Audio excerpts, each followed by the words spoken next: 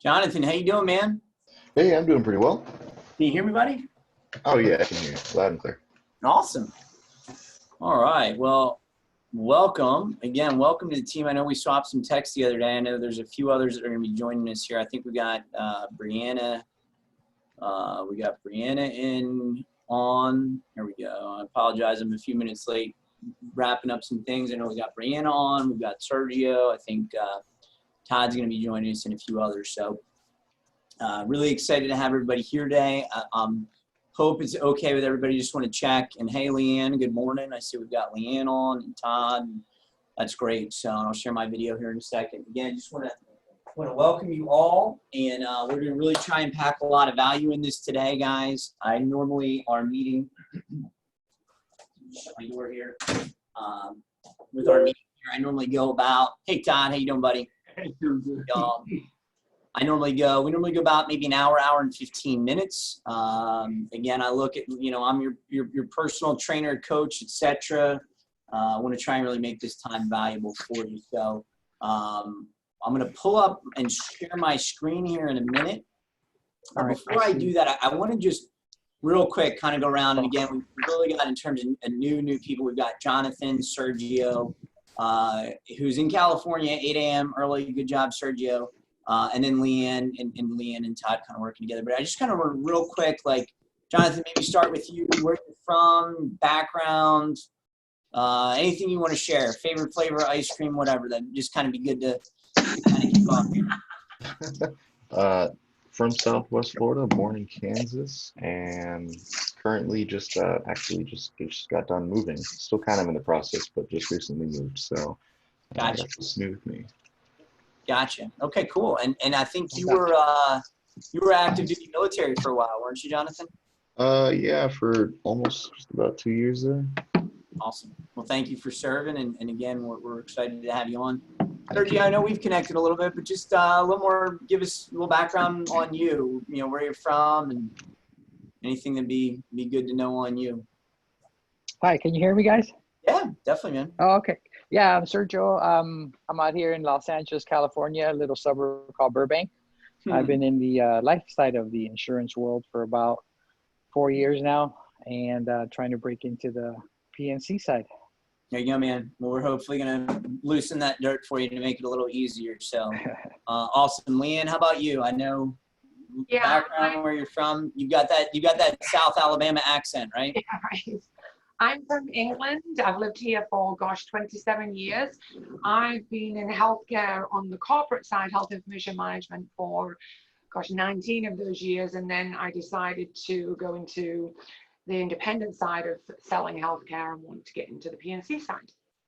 Awesome. Love that. Well, and again, guys, I'll share with you a little bit. I know, some of you know me a little bit better, some not as much, but Doug, I'm the owner, kind of leader of the band here. I'm from Philadelphia originally, been down here 17 years, been in the business 15, started the agency scratch 14 years ago.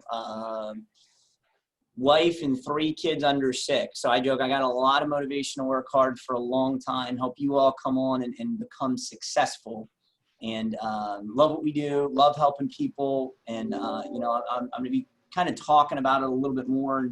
I'm always big on just kind of marketing and branding and things that can kind of get us to think. And really thought about this the other day. There's a kind of that famous company 3M, they're in the news a little bit right now with all the ventilator masks and things like that. But really my 3M for our team and my heart is this.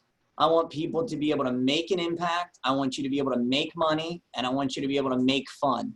instead of having fun, make fun, right? So that's really my goal for this team and what we're doing, what we're growing, and we're actively adding on new people, which is really exciting. We're up to like 42 or 43, and a lot of good stuff to come. So anyway, I'm going to share my screen here. Can everyone see my screen real quick? This is our agenda for the day, and I know we've got Brianna on, our wonderful Brianna. So awesome. So this is our agenda, and this is what I'm going to try and cover in about, like I said, maybe hour and a half. I want to be respectful of your time, but I really want to hopefully accomplish a few things, right? So my goal is to kind of give a good, clear understanding of the model, how you earn money here, a little more background on us, and some value add items that you can share as you're out networking and prospecting with clients, right? So we're always looking to add value, looking to be different in a good way.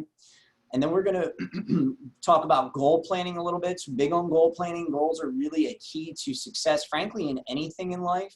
So we're going to do a good deep dive for you on goal planning.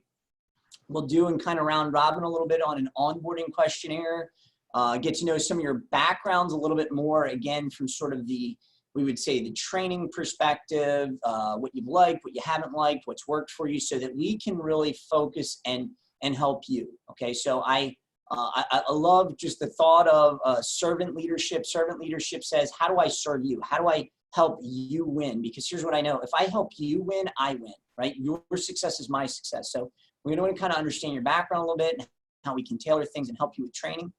And then we're definitely going to do a deep dive into marketing, right? So marketing is what I call the tip of the spear. This is how do you start, right? And we all need that. I don't care, I've been doing this 15 years, we're top 1% agency in the country. That's great.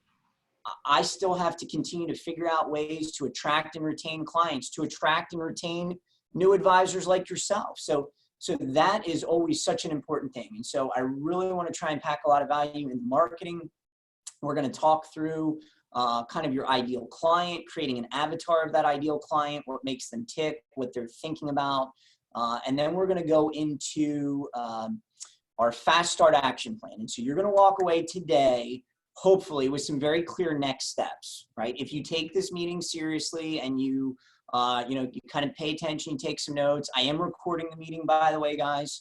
So we'll send that out at the end. So you'll have something to kind of go back and listen to. Of what do I do to begin to get business? And really my heart and my goal as I really do my training and teaching, and I've been thinking about this so much because so many people ask, well, how do I get leads? How do I get business? Do you give me leads, Doug? What does this look like? So all great questions. And I love, those are really good, honest questions. Where I'm going with it is my goal is to teach you how to start to create a referral-based business, right? Referral-based business is really what I've created. That's what I really thought a lot about. I'm like, well, how have I done what we have done? We've got over 5,000 clients. We're in 15 states. We've had a lot of success. That's all great. I mean, glory to God for that. But how have we done it? And so that's really what I want to try and teach you is how you can kind of create your referral-based business, because we know referrals are the best source of business that are out there. And then we're again going to give you some very immediate next steps of saying, hey, to get, even once you get through licensing, to get your login, okay, your kind of keys to be able to run your business, we're going to go through and kind of talk about creating some of those very initial leads and contacts. Does that sound good? Like a good format for what we're going to kind of go through here a little bit? Yep, that sounds great. Okay, awesome. Absolutely. So yeah, and feel free, guys. We can engage, make it conversational. Again, I want to try and hopefully keep this good and not put you to sleep here. Pack a lot of value for you. So one of the first things we do is just kind of the onboarding and welcome, right? And so if you look at the screen now, and by the way, guys, again, feel free to take notes, etc. But all of the materials you see, you will get an email at the end with. So you'll get the PowerPoints, you'll get the worksheets, everything that I'm going to do, and we're going to go through now, you're going to get in your email, so you'll have something to work from. So don't worry about that. So really the first thing I like to just do is just say congratulations on starting, right? You're all at different points in life. Some of you have experience, some of you don't. Some of you are brand new to this. Some of you maybe have had sales experience before. Some of you maybe never done that, right? And we're I love just with the model that we're seeing people as young as our youngest person so far has been 17.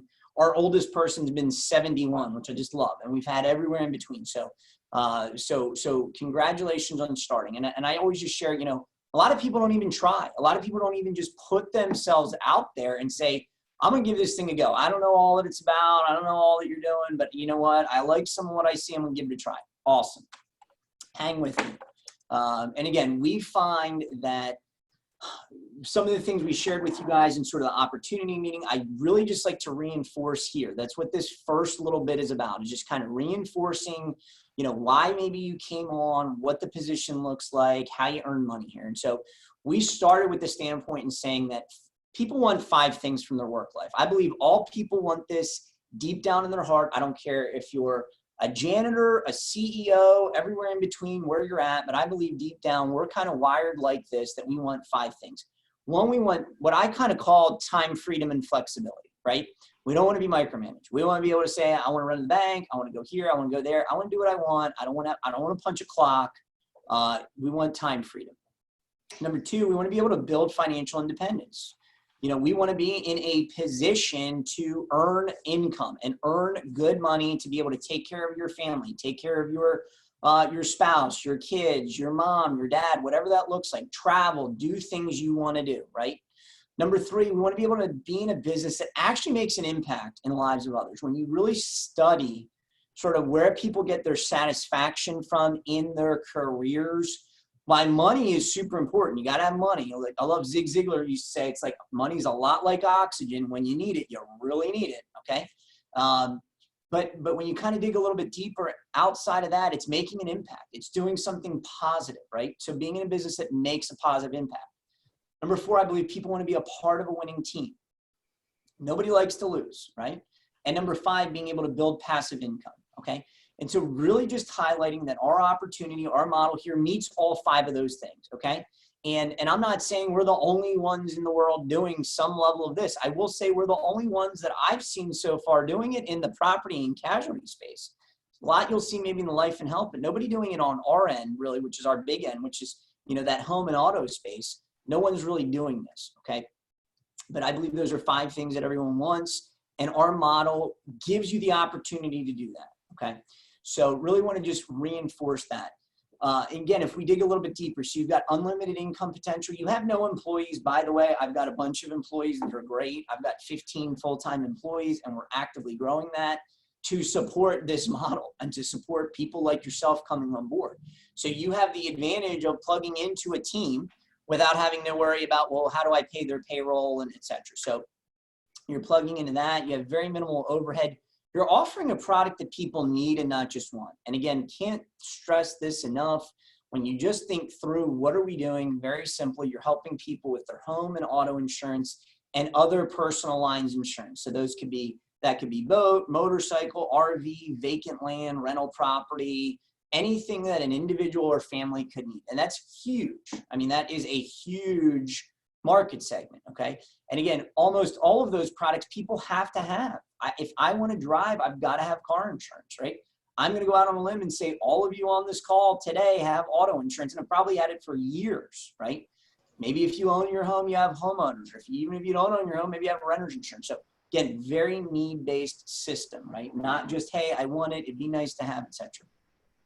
Work on your time frame as much or as little as you want. Some of you, this may be part-time. Some of you may be doing something else full-time. You can do this part-time. You can work remote. Our model is built on the cloud. You can do this anywhere. We've got people that have been attracted to this. We had one lady who looked at coming on board who was a traveling nurse. And she's like, hey, I'm a traveling nurse, but, I want to be able to make some extra income. And I like the idea that I could be anywhere and do this. Awesome.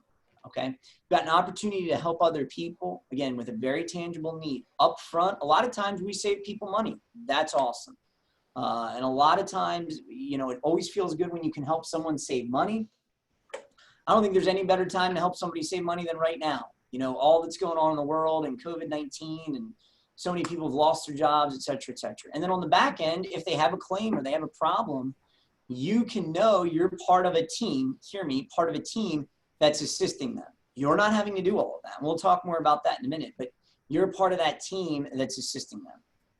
And then if you want to build a team, and again, I know some of you very much want to, and Todd, for example, is a great team builder, got great history in that in the past with the great company called Legal Shield doing some great things. Brianna, who's on board with this, you know, again, same thing, build a big team with Manat. So if you want to build a team and grow in that area at all, you can absolutely do that. You don't have to do that. You can make great money just doing your own thing. But if you want to build a team, you can certainly do that. So again, kind of just reinforcing what that model and what we're doing looks like. How do you earn money here? So with this, I really want to just dig in because I find this is so important, right? I want to unmask, you know, how does this work? How do you make money? So some of you, again, have a little insurance background. Some of you don't have any background in it. So I want you to think about this. So every time a client writes a check or pays for insurance, we get paid a commission, right? And a commission is just basically saying you earn what you eat. You earn what you kill, if you will, okay? And on average, we make about 12%. When I say we, I mean the agency, the model. We earn about 12% of whatever the premium is, okay? And we do, our model here, we do a 50% new business. So anything you sell in your first year, you get 50%. And then each year that the client is with you, with the team, with the agency, you get 25%. That's kind of the magic of the model where you build that passive income. Again, we talked about the 5 things people want. So if you look and we just try and we created this just to sort of help people wrap their mind around it a little bit and say, well, what does it look like? How much do I have to do? How do I make money? Do I have to help like 100 people, 1,000 people, 5 people? What does that look like? So if you help 10 families a month with their home and 2 cars, you'll do about $41,000 your first year. Okay. Now, I'm not telling you you're retiring on $41,000. What I will say, if you look at the research, and I'm certainly not asking where anyone's at now financially, the average median household income in Florida and in much of America is about $54,000 a year. Okay. Now, if you apply yourself, and I'm not telling you this is easy, it's simple but not easy. You'd have to apply yourself. You'd have to put some elbow grease into it. You could do this part-time and do 10 families a month, make $41,000 your first year. Okay. Now, here's what happens in year 2. This is where the magic begins, because in year 2, you would start off with renewals of about 19,000, right? So that's assuming all the families I wrote in year 1, they're not all going to renew, by the way. And we account for that in sort of our fall off rate, if you will. But in year 2, you'd have about 19,000 a renewal, right? Now, if I dump another 41,000 in new business and I help those 10 families a month, now I'm at about 60,000 in renewal or 60,000 in revenue or commission, okay? And on from there. Now you can play with the numbers. Say, well, what if I do 5 families a month? What if I do 20 families a month? And oh, by the way, guys, this is just assuming averages in Florida. This is not saying you're insuring only multi-million-dollar homes and Ferraris. This is just all based on, very realistic averages, okay? And again, sky's the limit where this could go. If you have any level of desire in building a team and recruiting a team, and again, this is not multi-level marketing, so hear me there, but we're employing some of the concepts of team building, okay? And basically saying, if you recruit and bring anyone on your team, we pay you a commission override, okay? If they did 10 families a month with your override, you'd make about $20,000 in that first year. They'd make their 41, you'd make 20, right? And we pay 5% each year and following on that, on any of your team. Okay, you have as many team members as you want. Again, it's just you and your direct team. It's not, A to B, B to C, C to D, etc. So we try to keep it simple, try to employ some of those concepts, right? So that's really how you earn money here. Again, this slide talks a little the power of compounding commissions. And that's really a powerful thought and a powerful concept. So, I always encourage and tell people, look, this is not get quick rich. You can knock it out of the park your first year, and you could potentially make 75, 100,000. Okay. Now you'd have to work really hard. You have to put a lot of hours in. You could do that. I don't cap it and say, oh, sorry, you did too much. Can't do that. Okay. But what I really encourage you to think about is with the model, it stacks and builds, right? There are people in the life insurance space or the health insurance space or real estate, for example, or mortgages, for example, where the commission is higher up front, but there's no renewals. There's no residual. Every day you start scratch, zero, done. And constantly having to grow and grow and grow, okay? The magic of our business is where you stack those renewals. And I look, and to me, what excites me, and I can tell you this because this is where I'm at, you can build wealth doing this. You can build a very steady, long-term, very reliable income source, even if it's just part-time, by doing this if you apply yourself. A little more again about us, just high level. You know, we started in 06. We've got a little over 5,000 clients. We've got, you know, depending on how you look at our team with full-time and part-time and people coming on board and licensing just like yourself, we're about 60 overall and growing. My goal is to be in all 50 states where, you know, we've got people like Sergio in California. We've got other advisors in California. That's awesome. And oh, by the way, if you do have interest in recruiting or building a team, they can be anywhere. We've got carriers that are willing to appoint me in all 50 states. So we truly can be anywhere. We're in about 17 states right now. You know, we won awards locally, nationally, et cetera, you know, Google 5 stars, all that. And again, I don't say any of that to brag other than to say for credibility, depending on how much you even remembered about us and et cetera. I want you to feel good about what you're giving a go to and what you're plugging into, right? And this is also a way you leverage a much bigger sort of organization right away than just yourself. I'm really going to start to transition, guys, and go into kind of goal planning. But before I do that, any questions so far? Just anything I shared, commission, structure, sort of the model, any questions? Oh, you mentioned about recruiting in other states. Yes. Do we have to be licensed or get a non-resident license in that state? Or just Great question. And you do not. So basically the way this works, guys, you are plugging into really what we would call us as a master agency. That's probably the best way to look at it. And I am licensed, and I pay for that, by the way. So I would be licensed in that state, have the non-residence license. Everything flows through us. So you do not have to be licensed in that state. And we flush that out with our attorneys and also with the Big I, which is our national association. So the National Association of Independent Insurance Agents verified that. As long as you're licensed in your state, in your home primary state, and you have a valid insurance license, you have the ability to do business in other areas and states because you're plugged into us as the master agency. Does that make sense, Sergio? It sure does. Thank you. Cool. Okay. So Napoleon Hill, we talk about some of this in again, kind of the opportunity overview, but I really want to drill down on this and we're going to expand on it is, you know, Think and Grow Rich. Okay. Great book. Highly encourage reading it. Written in the 30s. Very successful guy, Napoleon Hill in his own right. He did a book. He basically researched some of the wealthiest people at the time. Oh, by the way, some of these people were names like Henry Ford, Thomas Edison, J.P. Morgan, John Rockefeller, literally names you probably all still know and recognize today were alive at that time in the late 20s, early 30s. And he basically came from the standpoint, he said, hey, what did you do to become healthy, wealthy, and prosperous? Like, unpack that for me, right? Did a bunch of research, you know, interviewed them. This is the summary of it. And if you look, and here's where we're going to segue into the next part, a lot of this surrounds goals and goal planning, right? So we start and we say, number one, you got to have a specific goal. Number two, you got to have a time frame to achieve the goal. Number three, you got to write your goal down. Number four, you got to develop a plan to achieve the goal. You got to have some action behind it. Number five, you got to think about the price you're willing to pay. Number six, you got to think about reaching your goal every day, right? So with that being said, I'm going to segue from here. Again, that's kind of our welcome and overview. And now we're going to really segue and kind of jump into goal planning. And so again, I kind of want to just open up here a little bit and share or ask, how many of you guys, and again, this is kind of safe space, don't worry about it if it's the answer no, how many of you have ever done any formal level of goal planning? Anybody? I have. Okay, good. Define That's like awesome. formal level?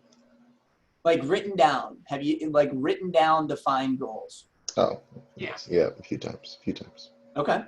And was that Jonathan or, because I know some of you, it's hard to see who's who. Oh, that was me. That's Jonathan. Okay, cool. So give me an example of that, Jonathan. Like give me a goal, kind of what you did with something like that. It was back in training. I don't know if it's going to sound weird to you guys, but there was like a challenge. You could get extra points towards a promotion if you completed this challenge. And it was basically just, you had to do like a couple thousands of different type of physical activities within a certain time frame. And so you had to allot, because you didn't have a lot of free time, so you had to plan out your couple hours of free time each day to do a certain number of these things in order to complete within a month. And so I ended up having to do like a few hundred of these different activities every day, and I had to try to make up for the days that I was like either sick or didn't have the time. And so that Cool. I think that was probably the biggest little thing that I did, I guess. I don't know. Cool. And you had an incentive to do that. Yeah. Awesome. Well, here's what I'm going to say, and my model's changing and expanding and growing. And so hang with me on some of it. I know Brianna is working closely with me. That's kind of the fun of where we're at and what we're doing. But I guess where I'm going with it, I've never done this before. Not that it's some great thing, but here's what I'm going to do. I'm going to put an incentive for you guys to get some goals back to me, and it'll be a $25 gift card. It'll be just a $25 Amazon gift card. You get it back to me in a certain time frame. $25, go buy some toilet paper, socks, whatever. Have, whatever you want on Amazon, okay? So here's where I'm going with it, and here's what the SMART goals are. So that's great. I'd like to hear Jonathan's had some background, depending on the rest that are on the call, and some are going to watch this on demand. And I always just like to try and, be transparent, share my own story. So I'd heard about this stuff for years, guys. So when I started in the business, I started right out of college. I've been in the industry 18 years. Makes me feel old. I'm 40, depending on what you think of 40, okay? But so I've been in the business pretty much right out of college, 22, working for a successful guy in Philadelphia, financial advisor. That's where I started. Great guy, really liked him. He was kind of a mentor to me. Still a friend named Mark Kemp, a man who shared his faith with me. And he was really big in all this stuff. He's big into like goal planning and professional development, and yes, some of this Napoleon Hill stuff. And I was kind of like rolling my eyes. I was like, man, I went to college. Like, dude, that's great, but that's not for me. And I never said that to him, but I thought that. And you may be thinking this too. I'm not so naive to think that, right? Some of you may be going, really? Like, you're giving me homework. What is this? Is it, what's this about? Okay. And so that was kind of my attitude, I'd say my early and mid 20s. And I'd hear it and see it. And as I started growing and, you go to different things and you're like, oh, wow, that person's kind of saying the same thing too. And then, so I kind of rolled my eyes more internally and was like, I don't want to, I'm not really interested in any of this stuff. And then it just clicked, there was just kind of a point where it clicked. Right. And so here's what I find just really interesting. So Harvard Business did a huge study. They did literally, and you can Google this or look this up in terms of their kind of success in goal planning study. So they did this big study, and I think they did it over I want to say they did it over 50 years. They literally started tracking people from like infancy all the way through their life, okay? And they started to come up and say, can we define any trend of who really made it, quote unquote, made it? Who's really successful? Again, healthy, wealthy, prosperous, right? And not, oh, by the way, just money. Money is not everything, right? There's lots of ways to measure and consider yourself a success. What they found was it was the people that had written defined goals that were head and shoulders above. Head and shoulders. I mean, staggeringly so. And what they also found was less than 3% of all people did that. So, my encouragement to you is join the 3% club. Now, again, here's what I'm going to tell you. I'm kind of your coach, your trainer, your encourager, all that. I'm going to send you the email. I'm going to put it out there. I'll say, hey, great. You get it back to me. I'll give you a $25 gift card for Amazon. Just to have a little fun, etc. If you don't do it, that's fine. I'm not going to chase you down. You're still on the team. I'll still help you, etc. And I'm not going to beat you up about it. I'm not going to chase you and say, hey, where you at with your goals? What's going on with your goals? I'm not. A lot of this, you're going to have to kind of walk through the door. I'm going to kind of open the door. You're going to have to walk through it, right? Not everybody does it. Not everybody makes it in this industry, period. That's life, right? My goal is to give you a great start and a good opportunity. And then it's up to you. It's got to be, right? I can't want it more than you. So my encouragement, though, is to come up with 3 to 5 SMART goals. And when I say SMART is an acronym. And so SMART stands for specific. So that means it's got to be detailed and descriptive. And think about that for a second, right? It's got to be detailed and descriptive. It's got to be M, measurable. It's got to be A, achievable. Is it realistic? It's got to be R, relevant. How's it going to help me? And it's got to be T, time sensitive, right? So, and I want you to think about this for a second, because we all hear this. You probably have heard this before. At the beginning of the year, it's really big, especially. So what does everybody want to do at the beginning of the year? It's all New Year's resolutions. Well, and a lot of people want to lose weight. So if I say I want to lose weight, that's not a SMART goal as we define here, okay? Now, if I came to you and said, I want to lose 7 pounds by July 1st, that would be a SMART goal. It's detailed and descriptive. I can measure it. It's achievable. It can improve my life, and it's time sensitive. Does that make sense to everyone? Yeah. And that's kind of your classic SMART goal. Here's my encouragement to you. Create 3 to 5 SMART goals for this business. Some of you, actually, all 3 of you right now are in licensing. You want a great SMART goal? It's around your licensing. I want to finish my class and get licensed by, fill in the date. June 1st, June 15th, July 1st, what does that look like, right? And again, here in Florida, by the way, and I know, Sergio, we talked a little bit about California, unfortunately not doing it. Here in Florida, you can get your temporary license right now. This is huge. That means you can literally go through your online class, get fingerprinted, you got a license for 6 months without even taking the test. That's huge. We just had a gentleman did it in a week. He literally did start to finish. He found me, got interested, signed up for the class, went through the whole class, got fingerprinted. A week later, he had his license. That's awesome. Love that, okay? So that to me would definitely be one. And then I would absolutely make ones around, what do you want to do from an income standpoint? What does that look like? Put it out there. Do you want to make $1,000 a month? Do you want to make $5,000 a month, $10,000 a month? What is your goal? You got to start somewhere. And then, you could also have things in there from a production standpoint. Again, what you're wanting to produce, those two go hand in hand, big time, right? The more I produce, the more money I make, okay? And I'm just giving you a handful of ideas, right? And you need to think about what is this business going to look like for you and create some goals around that. Excuse me. The other thing I'm going to encourage you to do, because there's such a direct link, I'm going to encourage you to make some SMART goals for yourself personally, okay? I'd encourage you to make 3 to 5 SMART goals personally. Again, that could surround family, finances, fitness, faith, friends. There's F's are a common one with it in terms of making some goals. Because here's what happens. The better you get outside of the business, the better you get inside of the business. There's a direct link there, right? And here's what I'll tell you. If you want to share them with me, great. Your personal goals, awesome. I'm happy to share. Hey, let's get it go. Lose weight, do this, go on more dates, whatever it is. And if you don't want to share those with me, that's fine. I would absolutely definitely share the business ones though, for sure, right? And the other thing I would add to it is, not only would I say, do it in this format. And I've done lots of goal planning over the years. I kind of told you, I really got big into this probably about 10 years ago. And what I did, frankly, as I've thought about it, my career and income skyrocketed, like big time. It works. That's the reality. It works, period. And that's just not me. It works. Okay.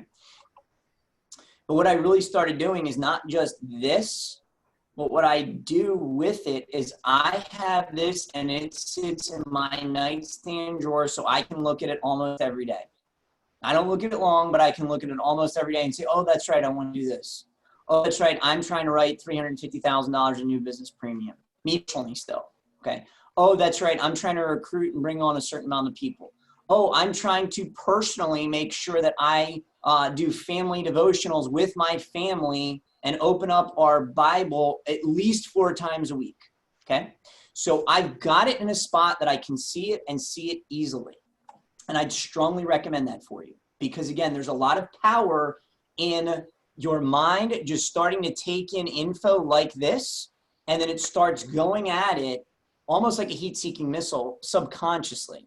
And I'm not trying to get all, psychology and new age or whatever, but there's a lot that really happens there. It's very interesting how we're wired.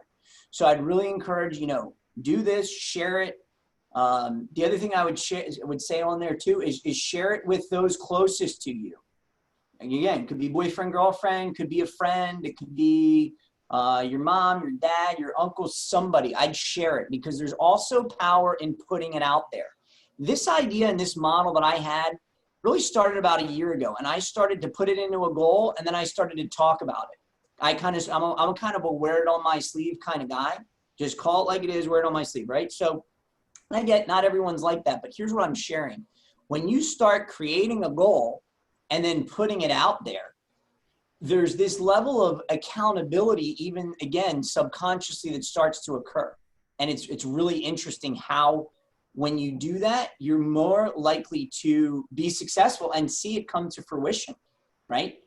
A lot of power in that, guys. And again, I know some of you on the call, and again, I'm not saying that you guys literally physically on the call now. Some of you may listen to all this on demand, may kind of roll your eyes, say, yeah, that's great, Doug. This is the last thing I want to do. I'm just trying to make it through the month. I'm just trying to pay my bills, get me my license, get me some stinking dollars in my pocket. I get that, okay? But what I'm saying is if you spend a little time doing this, it's going to help you get a lot more dollars in your pocket. I promise you that, okay?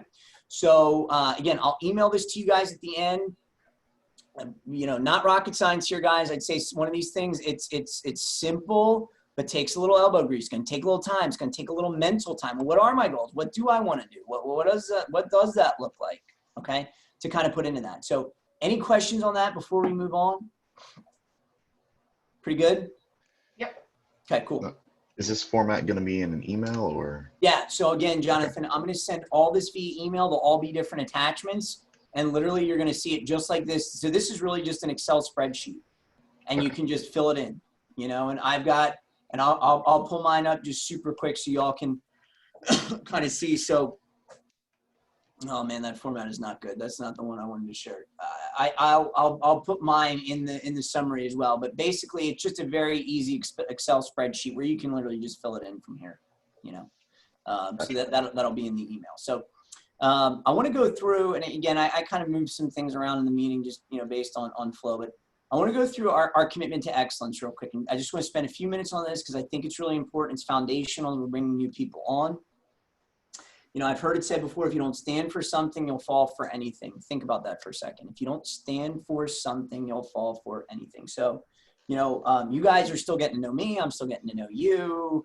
I don't know you that well. You don't know me that well. We're spending a little bit of time together here now, etc. But what I want to share and what we put this piece together recently, and we're just calling it our commitment to excellence for team members here. And so really, I want to just share our core values as an agency and really what we stand for and what we're about. And then I'm going to tell you this. I encourage and ask you to follow them. And if you don't, that could be something that gets you in trouble when we part ways. You do something really boneheaded and you really do something that's, lacking integrity, hurting a client, stealing money. And I'm saying these are unlikely, hear me there, but that's a no-brainer for us to part ways, right? So I like to put it out there. I don't want to take anything for granted. I want you to know me a little bit more and kind of understand what we're about. And so we have 3 core values here, guys. And we're not going to spend a ton of time on this, but I want you to just hear some of this. And again, we'll email this to you. You'll have this at the end.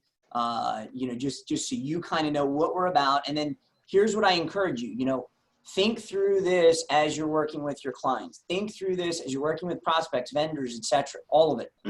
And again, these are things that are, again, you can probably roll your eyes. Oh yeah, I get it. You do the right thing, blah, blah, blah. But as you grow in business and life, and some of you may experience this, lines can get blurred a little bit. You may have a client who says, hey, can you just sign that for me? I'm super busy. Can you, I can't even, I'm having problems pulling it up on DocuSign. Can you just sign that for me? The answer is no, you can't. You're not allowed to sign documents for other clients. That can get you in trouble with the state. You can lose your license over that. That get me in trouble with the state, right? So I just want to spend a few minutes on that. So our 3 main core values here, guys, are integrity, excellence, and service. And so we say with excellence, give your best in all situations. Commit to being the best and delivering the best from a sales and service perspective. Okay.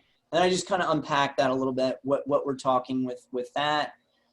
From integrity, we talk integrity, do the right thing always, the quality of being honest and having strong moral principles. And if you're ever not sure, again, I don't want to be so dumb to assume.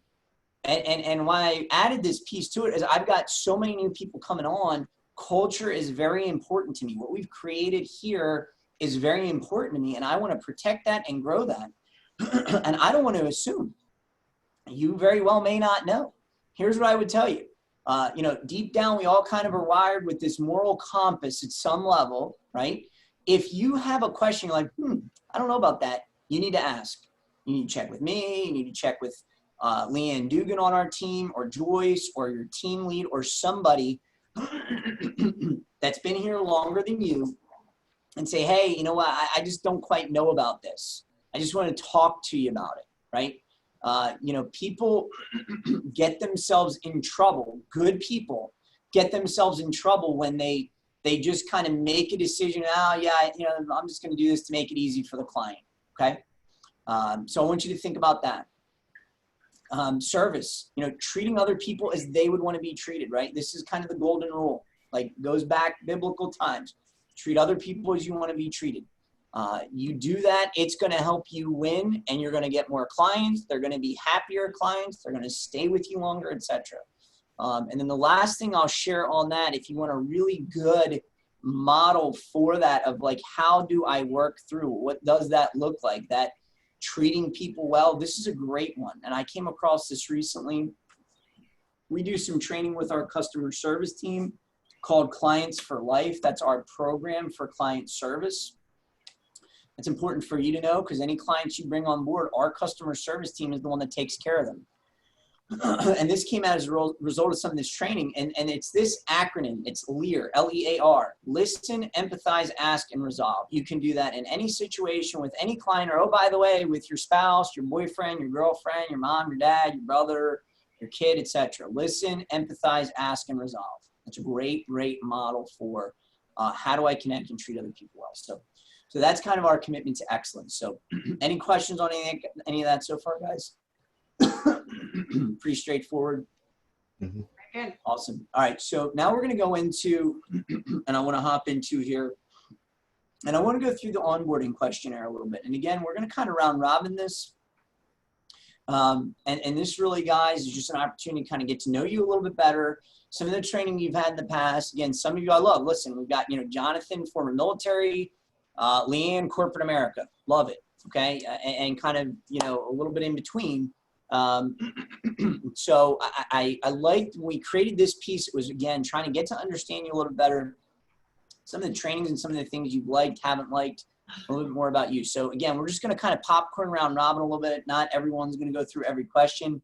And maybe Brianna, and I know you're on the call, maybe you can just take some notes on this for us, for internally in terms of like our onboarding, so that we've got, you know, to help our new team come on board successfully, and go from there. So why don't we start strengths and weaknesses. So Jonathan, just as you kind of see yourself, what would you say your strengths are? What would you say your weaknesses are? Ooh, let's say probably I'll start with weaknesses, I guess. Okay. One weakness is I think I'm not super stubborn per se, and I don't mean that in like a bad way. I mean like I usually kind of go with the flow, which can sometimes be a weakness. Okay. I feel like. Love the honesty, man. That's great. Okay. So we'd say, and Brianna, I'm emailing this to you right now, so you have a copy of it as well. Okay. Got it. And then what about strengths? What would we say strength is? The strengths is I'm pretty easy to get along with as far as people persons. I don't really have a temper per se. Good. And so I'm pretty patient, so I can deal with irritating situations for extended periods of times. Awesome. That's great. And again, I'd say, you know, our industry is definitely a people industry, you know, and again, the blessing of it, if you will, guys, even before COVID, most of what we do is over the phone, over email, computer. That's that's where society's at. That's only increased, by the way, with, you know, with COVID. So being able to build relationships, being able to, you know, interact and be good with people, that's going to take you far. Leanne, how about you? What would you say, just real quick, strengths and weaknesses? I think it's strength. I think I'm consistent when I set my mind to something. I do it. That could also be a weakness because, you know, I tend to beat myself up when I don't make the goal. And then my weakness is, you know, which is something I work on. We all do. I can be impatient, which. Oh yeah. We're definitely, we match up there, Leanne. I hear you. And I see Todd shaking his head. All right. I like that. Oh no, he was. No, that's good. So I like that. It's being honest. Sergio, how about you? Maybe this is probably the only question where we all go around, but just kind of, again, good to, you know, put it out there a little bit. And what would you say strengths and weaknesses are? I think my strength would be, you know, having the entrepreneurial spirit, what I bring on on the customer service level. And then one of my biggest weakness is following through, Yep. taking something from beginning to end and sticking to my SMART goals. And you see that a lot with people like that. And I'll share too, guys. Again, it's an opportunity to learn a little more about me too. So, I'd say strengths are definitely more on the sales, marketing, leadership side, right? Like that's what I enjoy doing. That's what we're doing right now. I'm passionate about that. Love building people, building leaders. Love sales and marketing. Weaknesses, oh yeah, I can definitely relate with you guys who say impatient and follow through / paperwork. So here's what I would encourage you to think about. 2 things. Number 1, double down on your strength and forget about your weaknesses. If you've never heard that before, and maybe it's just because it speaks to my soul, if you will, Gary Vaynerchuk, again, kind of famous. I think John Maxwell has Say what now? John Maxwell, I believe, has a quote on that. Does he? Yeah. I was going to say, you're probably going to hear that a few different types of people. I mean, there's all schools of thought. Some people say, oh, you can work on your weaknesses, get better there. But most of the research shows, and I always look, my oldest daughter is 6, and she is a spark plug, man. I mean, she is just all go and just gung-ho. And here's where I'm going with it. The research shows that, your personality is kind of formed by the age of like 6 or 7. You're probably not going to change a ton, okay? And it doesn't mean people can't change, and I get all that. Like I said, I'm not trying to be Dr. Phil here, but here's what I'm saying is that don't get hung up on your weaknesses. Double down on your strengths, right? Focus on the things you're good at. And what I love to hear from a few of you guys is, oh, by the way, and hopefully why I'm adding value to you and that you're going to come on and be with me for years and years and years and years, is that you're plugging into a model where we're doing a lot of the things you don't like to do. You don't want to do paperwork. You don't want to do administration. You don't want to do follow-up. You don't want to do some of that. We've got systems built in place to help with that, right? So let's go through here. And again, we're not going to do all of them, but I just want to hear a little bit about previous leaders or managers that you've liked and why. So again, we're kind of getting into more of the training aspect here. So let's just go. And like I said, we're not going to do all the questions with everybody, but Jonathan, maybe tell me a little bit about you in the past, man. And it could be work, it could be military, it could be anything, but tell me about maybe a leader or manager that you worked with and you liked and why. And also if there was any training specifically that you liked and why. Well, I have a really weird mix here. There's 2 different, very distinct personalities I'd like to point out. One, it was the teacher who taught me how to crew in the back of an aircraft. He taught you to do what? To crew in the back of an aircraft? Yeah, he taught me through progression on how to do my job and how to care for patients in the back of the helicopter. And he was a very, very strict, not very reserved at all. He was not shy when it came to attacking you, either personally or just if you mess something up. So like very straightforward. But I actually really enjoyed that because he never really cut corners or anything like that. So it really helped you hone in on your mistakes and trying to fix those. But he wasn't super personable. The other one would be one of my sergeants overseas who would try to defend not just myself, my peers from, I guess, higher ups that were either didn't have the right mindset or didn't understand what we were doing because they had a different job and different position than us. And so our like little supervisor that knew what we were doing and knew what we were going through was he was on the same team as us. And even though he was above us, he understood what we were going through. And so those are 2 kind of felt like you had people that were higher than you, but they were kind of literally in the fight with you. Yes. Good. Okay. Awesome. Love that. How about let's go Sergio. Tell me what motivates you and what demotivates you. What motivates me is always the ability to want to do more and earn more. And what demotivates me is, 10, 15 calls into 10, 15 no's, you're like, ah. Sure. Okay. Let's be honest, man. That's good. Okay. Awesome. And then how about Leanne, because I know you have a big background in it. Let's kind of go again, that training question, you know, training you've done or had in the past and managers you've had in the past that either you've liked or haven't liked. What kind of comes to mind with that? Yeah, so for me, you know, I've had some awful leaders in the past, but I've had some great leaders. And from a great leader for me is just giving me the empowerment to make decisions. And, you know, obviously if you make a mistake or you're not sure where you're going, having the opportunity to be able to have conversations and brainstorm and them trusting you to do what you know, trusting you to based off your own decisions, and then also being very straight, right? I'm a straight shooter. I don't know whether it's the British in me, but if I'm something's not working, then I'd rather you sit me down and let's talk about it. Sure. So that for me, just empowering, and then also I think Sergio mentioned this, very personable, right? Just being personable with, you know, understanding not just your career life, but also you know, it does feed in and seep into your personal life. I mean, essentially. So, and that's you know, that has really been huge for me because I built teams, you know, over the years in corporate America, and that, you know, people want to follow people who, you know, essentially, you know, you learn from your mistakes, and that's how you all grow together. You know, whether you're absolutely VP or, you know, just a line manager, whatever it may be. That's great. So, and I love some of the stuff I'm hearing. And again, I just want to encourage you guys early on a couple things. So, and I heard this when I was younger, and I always liked it, and it stuck with me, is like, the only dumb question is the one you don't ask. Okay. So now I'm well aware that this is like a new language in a way. Okay. Right. So, and here's what I'll say again, this is not rocket science. You can make a lot of money in this business. And frankly, you can stumble across it if you do enough. Right? If you run enough proposals and you talk to enough people, you're going to get business, because some of them, a lot of them, you're going to save money and they're going to say, great, here's the business. Okay. And not even knowing that much. Okay. Hear me.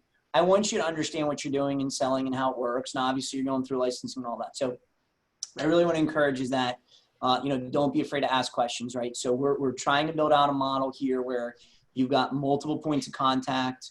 I am going to be your direct team lead. So we've got other people that are building a team. I've got 5 full-time salespeople, and they all are interested in it, but I'm also really engaging with a lot of you, right? So, so I would be your direct team lead, right? To assist you. I also have Leanne Dugan on my team, who's been in the industry 20 years and again, knows the ins and outs and the nitty gritty and stuff.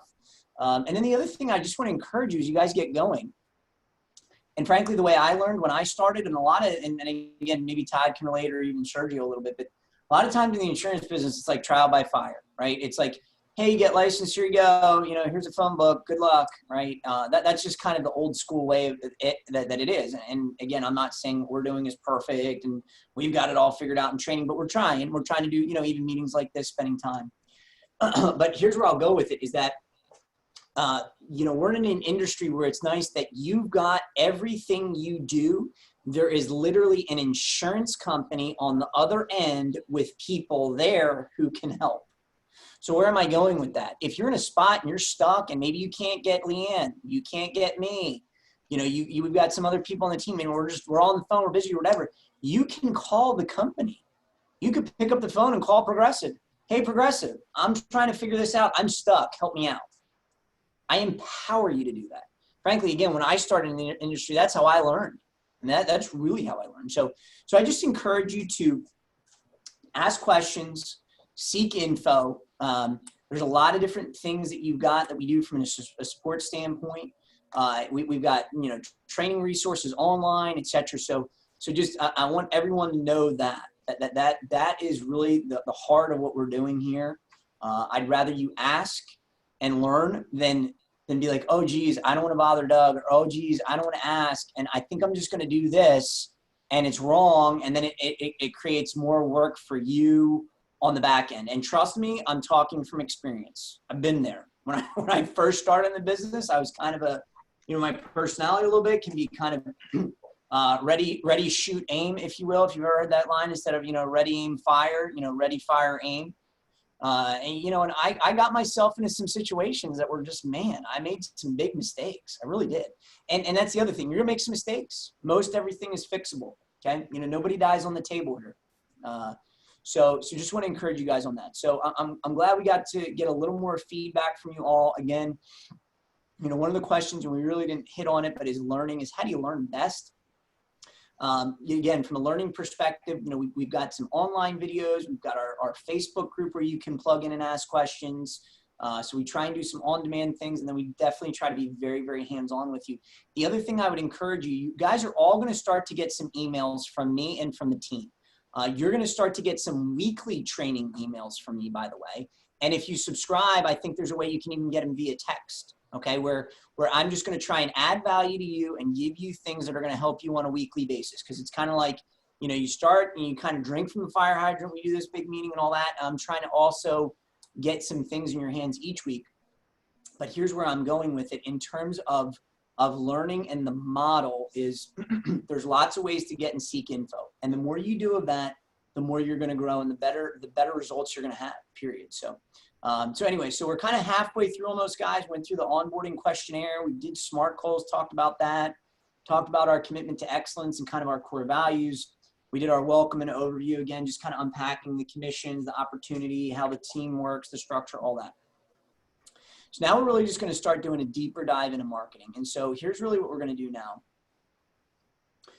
Some of these things, by the way, guys, I send to you at the end. We don't cover all of it, okay? And again, some of this is kind of like I said, if you want, you've got the ability to do this, take full advantage of it, and do homework, do some work. And here's what I'll say, again, kind of on this mindset of, you know, when I first graduated and got out of school, man, it was like the last thing I want to do is read a book. I didn't, you know, I was like, I've got my degree, I've arrived, right? Very arrogant, if you will. And I don't think people are any better whether you've got a degree or not, frankly. Okay. And you know, there's a lot of people with degrees that have a whole lot of debt and don't even use them. So, and what I love about our business and our model is, again, my mentor, Mark, used to say, you can go from the poorhouse to the penthouse in this business. And it is so true. I don't have a degree, I have a degree, can work hard, apply yourself, be good with people, and do amazing. Okay. But again, what I'm going to encourage you to say is that you are in a career or an industry where you've got an opportunity, whether you're doing part-time, full-time, where the more you learn and apply yourself, you can see a direct result in the income you make. Think about that, right? You can maybe read and learn something about marketing, put it into play, and get clients. That's awesome. I encourage you to do that, okay? Marketing is huge. And so that's what we're going to walk it through really for the next 30 minutes as we go to wrap up the meeting. I'm going to send you this piece. It's called Lifecycle Marketing. It's done by a company called Infusionsoft. We have the right to kind of share, reprint, if you will. They're a digital marketing company. They're not insurance-based specific. It's one of the reasons I like it. Concepts are great. And what I also like with it is it kind of is going to ask you some questions and then give you spots to literally fill in, okay? And I've got one that's PDF fillable, okay? The more you look at this and think through it, it's going to help you. I promise you that. Okay. Again, this is 33 pages long. We're not going through all 33 pages. We're really going to hit one page and one big concept. But there's a lot of good stuff in here that you can definitely take advantage of. And again, I know some of you are also doing, you know, some life and health insurance, which is outside of the agency. And I'm okay with that. I've always said, listen, if you've already got some existing things going on kind of the life and health front, I'm okay with that. All P&C has to be done through the agency though. But if it helps you in your other areas, that's awesome. God bless. My goal is to just help people and help them, you know, really succeed in this industry. So if it helps you in those areas, run with it. Okay. They basically start off with this premise, and I want you to think about this for a second. I don't care what we're talking about. I don't care if it's real estate, if it's mortgage, if I'm a financial advisor, if I'm selling medical equipment, whatever it is. If you're in the sales profession at all, you've got to be able to do three things. And especially if you've got ongoing clients, which gives you an opportunity for passive income. You've got to be able to attract, you've got to be able to sell or convert them to clients, and then you've got to be able to wow them. Three things. And that's one of the things I really like about this is because it breaks it down pretty simple, right? If you think about it, that's simple, not easy, but these are kind of the three big things. Now, for the most part, we're going to talk about the attract part, okay? That's really going to be kind of the focus of what we talk about today. The wow part, for what it's worth, you're plugging into a system where that's kind of done for you. So what do I mean by that? And again, you're learning more about the model and what we're doing. Well, all of the clients that you work with Even on the front end, when you enter them into our system, even as a prospect. So what does that mean? I start talking to somebody about auto insurance. I enter them in our system. Once they're in our system, they're going to start getting some preset communication from us, some touch points to hopefully help you if you get busy and forget to follow up with people. And they're very subtle. It's, some of them are like, hey, it's almost lunchtime, just checking in with you. How you doing? Have you had a chance to look at the proposal? Or just very, very simple things, right? On the back end, if they become a client, they get put into a whole sequence, which is not just email. It's a combination of emails, of text messaging, of postcards, where we're communicating with them. And our clients get anywhere from 18 to 22 touch points a year from us. They get everything from a birthday phone call on our birthday to again, welcome to the agency, how to file a claim, all kinds of stuff. So this is where you're plugging into the system in the model. This is sort of the set it and forget it. You're not having to do that. I've spent literally thousands and thousands of dollars and lots of man hours trying to figure this out. Again, I'm not saying I got it all perfected, but I'm telling you we got a system for it. So you can feel good that you are in a model where your clients are being communicated with and talked or touched, if you will, proactively, not reactively. And most businesses don't do that. Most don't do proactive, they do reactive, okay? So that's just kind of a little bit of overview on this. And again, what we're really gonna do now is just talk through at a high level the target market. And I think, again, for sake of time, guys, because I wanna spend plenty of time on the last part, and I wanna give you, opportunity at the end if there's any questions, but here's what I want you to think about. This page here, by the way, summarizes a lot of the first 5 pages. Okay, so that's what I like. They've got some nice little touch points in here. But what I want you to think about for a second is your target client, your target market. Now, I'm well aware some of you are brand new, right? Like Jonathan, you sounds like you spent a lot of time in the military. You may not even know what your target client's like. I get that, and some of you, I love, Todd and Leanne as a team. Todd's been at the game, at the business for a long time, so you probably have a more clear understanding. But here's the seed I'm trying to plant for you.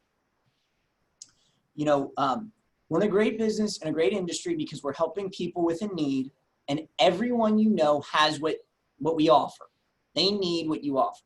Okay, we start with that as sort of this big picture concept of, well, why are you even giving this a try? Why are you looking at this, right? That's part of the concept. Well, we then want to go to and say, I may not want to help everyone.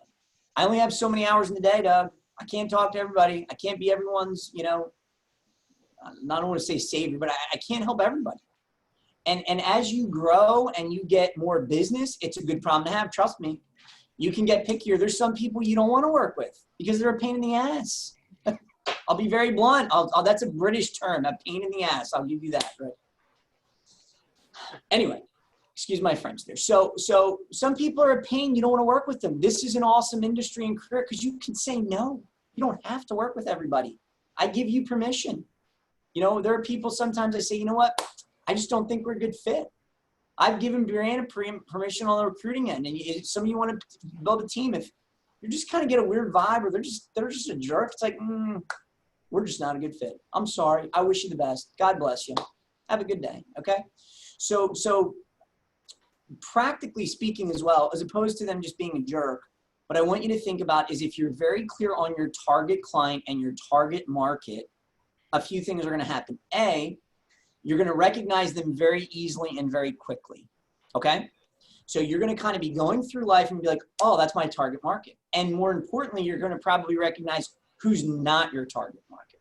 Now, again, what's cool, I'd like to think about our industry model and all this is that there's all kinds of roads and niches you can go down.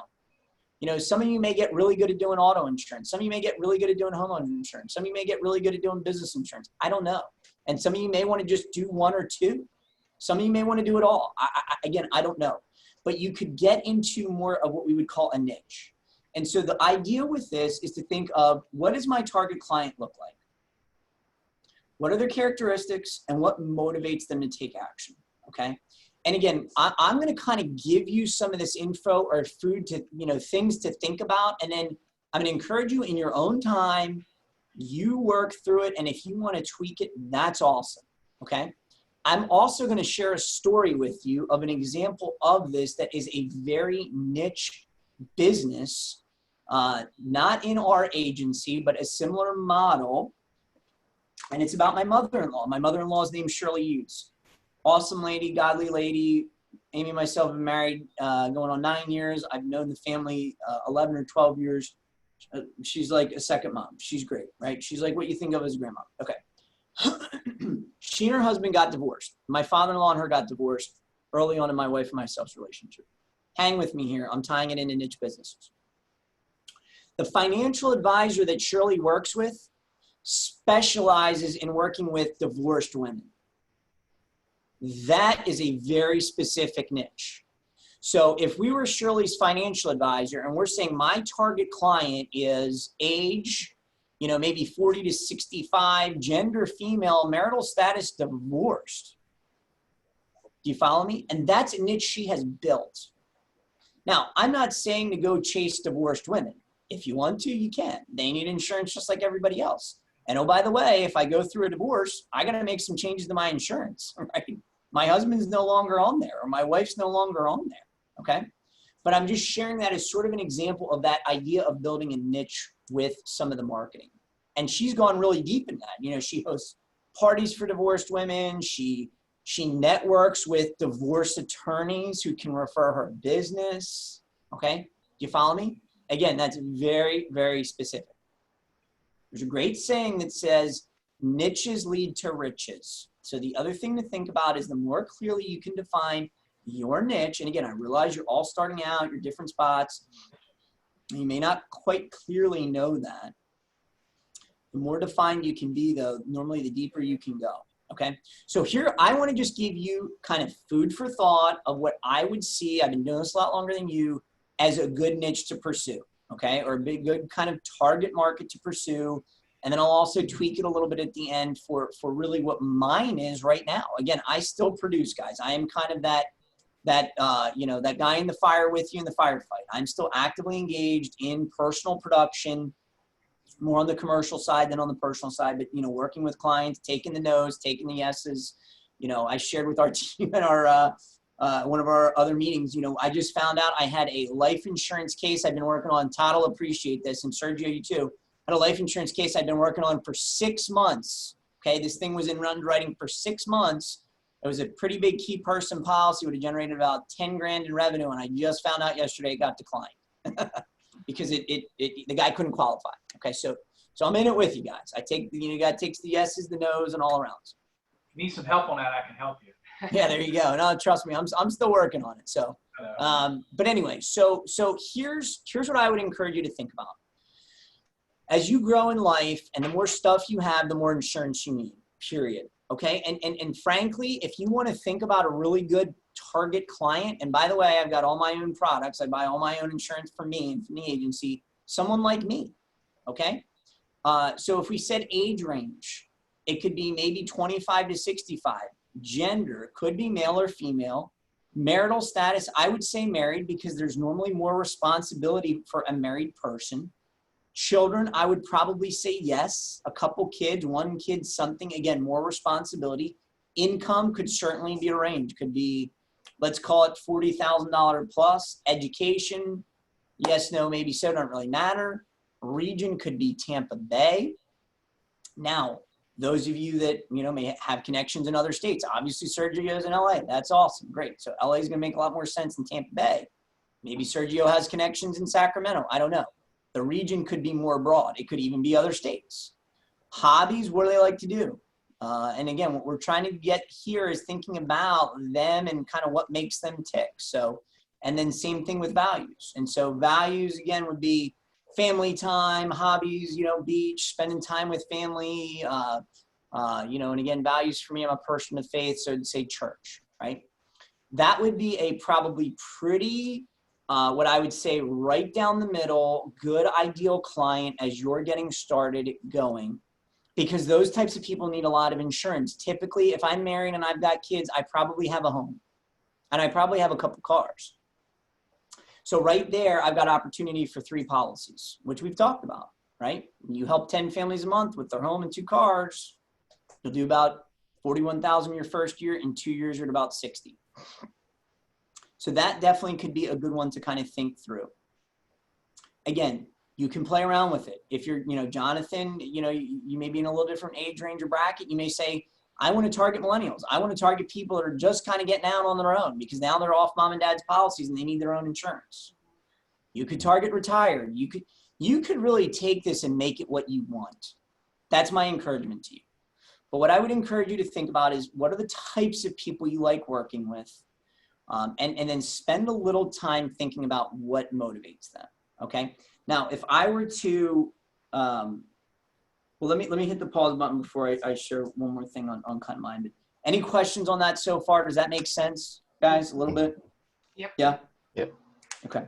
So if I were to share mine, and again, all on the lines of the SMART goals, while this is not a SMART goal activity, although you could very well build it into your SMART goals. Okay. I mean, one of it could be, I want to have a clearly defined target market by, call it May 25th, May 15th, whatever.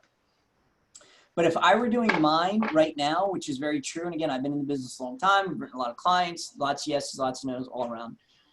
And I would say for me right now in my personal production, when I say my personal production, the parts that I'm still doing to produce business on my own, okay? I would say would be age probably 40 to 65, could be male or female, married with kids, income $75,000 and higher, don't care about education, here in Tampa Bay or Florida. Here's where I'm going to deepen it a little bit. I'm going to kind of broaden it too. I'm going to say they're a small business owner. They own their own building. They have at least 10 employees. They value family and they value the advice of other people. Now that was very specific. And my guess is if you knew anyone that met that criteria, right? 40 to 65, married, kids, small business owner who own their own building with at least 10 employees and is a family person and values advice of others, that person probably popped into your mind, okay? If you have their name and number, I'd be happy to call them and talk to them about their business insurance, okay? It's just a little plug right there. But so that's where I'm going with it. That is very, very specific. And oh, by the way, I put that they own their own building and they have at least 10 employees because now I'm getting opportunities. I know they've got more and more and more insurance. And someone like that, I can help with all of their business insurance, all of their personal insurance, all of their life and health benefits.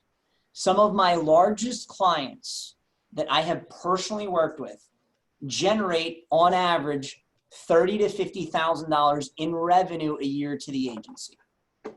And they fit that model. They are small business owners. They need a whole lot of insurance, period. And they're out there, okay? So commercial can be a great niche down the road for those of you that are just doing personal. Again, personal can be killer because the opportunity and the need is tremendous. Like I just said, if you think about, married with kids in a very median income range that own their home, that's significant, right? You could also go and say something like, and again, just trying to plant some seeds from a marketing perspective, an idea. You could say something like, I want, 25 to 65 married kids, blah, blah, blah. And I want them to own their home and own a boat. Why? Well, if I own a boat, that's another thing I can insure. And if I own a boat, I may live on the water or nearby the water because now I would also need flood insurance. And so if you went with that level of sort of target client depth, you could be very intentional with that. And maybe you spend some time and go to a boat show. You don't even have to have a booth or anything, but maybe you just pick a time. And again, I know it's crazy, COVID-19 and all that, when things open up, and maybe you go to a boat show. You just go yourself and you walk around, you network and have your cards with you, all that. That's just one idea, okay? So I really want to encourage you guys, spend a little time thinking about that target client. What does that look like? What makes them tick? Where are they? Where do they live? What do they like? What don't they like? What are their values? You know, what's a good call to action for them, okay? So again, I will send this out to you guys at the end. A lot of good stuff in here. Even if you walk through some of it, you're gonna get a lot of good ideas from that. So that's our life cycle marketing. Now we'll go into, and again, as we go to wrap up here within the next 10 minutes, guys, and I know you guys are doing great. Hang with me. We've got only about 10 more minutes. Has this been good so far? Is this adding some value to you guys? Yes, Yeah. very informative. Okay, good. So our fast start marketing plan. Okay, and so here's really what we're going to end up with and go through. So a couple things. So, you know, again, if we just kind of look high level, you know, where we've been, we did our welcome and overview. We kind of talked about the 3 M's, you know, make an impact, make money, make fun. You know, we went through our SMART goals. We went through commitment to excellence, our core values. We did our onboarding questionnaire. We just did our life cycle marketing. We're now going to go through really the fast start action plan. Okay. And here's my goal with this. So I created this, you know, probably 6 months ago. And what I wanted to do is I wanted to literally put something in your hands that was fairly simple and straightforward, that gave you ideas of how are you going to start to get business, right? That was one of the goals when we kind of talked at the beginning. We said, we want you to be able to create a referral-based business. Referrals are better. They're the best type of business you can get. It's better than, you know, direct mail, cold calling, pay-per-click, this, that, or the other, because there's some level of relationship already. You know, someone tells someone about you, that's powerful, okay? So I put this together and I said, hey, here's 30 ideas to get you rolling. By the way, guys, almost all of these, I'd probably say 80 to 90% of these are no cost at all in terms of money. You're just looking at time. You're looking at elbow grease. I do have a few links in here of, okay, if you want to buy leads, great. You can buy leads. You can go on all day and Google insurance leads and you can buy leads. And if you want to try that, awesome. I'm not telling you that's the best place to start, but you can do it. We're in an industry where you can do that, okay? But so these are all ideas where you don't have to spend a ton of money to get business. The other thing I'm doing, and again, just trying to get you growing and creating momentum, okay? Because momentum is so powerful, right? You want to get things going, right? Obviously, at some level, you know, you saw our ad or met us or got introduced, heard a little bit, and you raised your hand and said, I'm giving this a go. I'm going to sign the agreement. I'm going to pay the background. I'm going to do this. I'm going to do that. Right, great. Okay. So that's awesome. But now we want to kind of keep that ball moving forward. So with that being said, one of the things that I do is I encourage you, if you do 50 proposals and write 5 policies in your first 30 days, I give you a $500 bonus. I just call it my fast start bonus. It's just one more way to get you going. Now, what I also, hang on real quick. What I also do, because I'm well aware you're not all licensed yet, okay? I start that once you're fully licensed. Once you're fully licensed, that's when the kind of clock starts ticking and you have that ability. And I also put this on you. I've got a ton on my plate, okay? I'm like bursting at the seams, and I say that in a very good way. And that's before I even come to the office, because I've got 3 kids under 6. I got my wall of fame right here, okay? But you follow up with me. If you do this and you hit it, you got to follow up with me and Joyce and say, hey, I remember Doug talking to me about that fast start bonus. I did it. Here's proof of my 50 proposals. Here's the 5 policies I wrote. Great. I'm happy to stroke you the check. But some of this is accountability, okay? So I want to make sure you're aware of that. The other thing I want to say is that, again, from a momentum standpoint, you can start to talk to people, network, employ some of these ideas, and then work to get some proposals going and get some commission dollars, what I would call banked.